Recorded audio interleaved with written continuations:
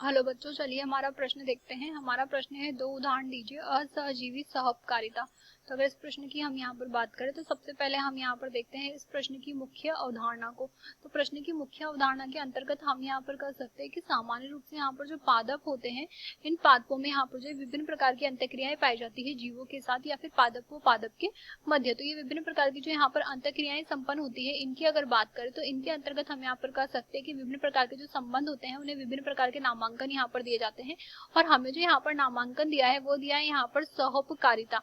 अब अगर सहपकारिता की हम यहाँ पर बात करें तो इसके अंतर्गत यहाँ पर दोनों जातियां जो शामिल होती है उन दोनों को ही फायदा होता है। तो इसे प्लस प्लस से हम यहाँ पर जो है प्रदर्शित करते हैं।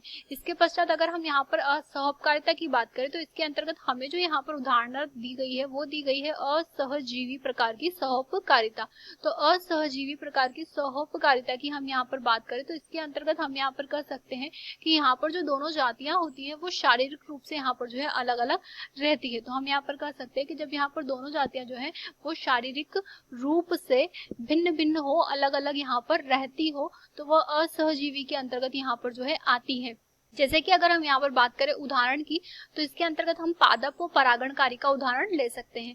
अगर हम बात करें यहाँ पर पादपों की तो हम जानते हैं कि पादप को और यहाँ पर जो है परागणकारी जो होते हैं वो पादप से यहाँ पर जो है परागण कर लेते हैं।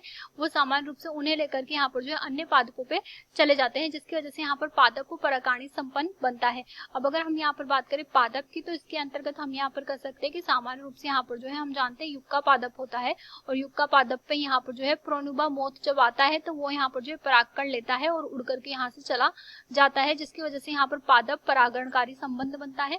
इसके अतिरिक्त अगर हम यहाँ पर बात करें ऑर्किड की तो यहाँ पर जो ऑर्किड होता है उसका और यहाँ पर ऑर्किड के साथ में एक यहाँ पर मक्खियां जो होती है उनका यहाँ पर जो है पादप परागणकारी संबंध होता है। इसके अतिरिक्त यहाँ पर जो भ्रमर होता है उसका भी यहाँ पर इससे संबंध होता है। तो यह असहजीवी प्रकार का यहाँ पर संबंध होता है। आशा करते हैं आपको यहाँ पर यह प्रश्न समझ आया होगा। धन्यवाद।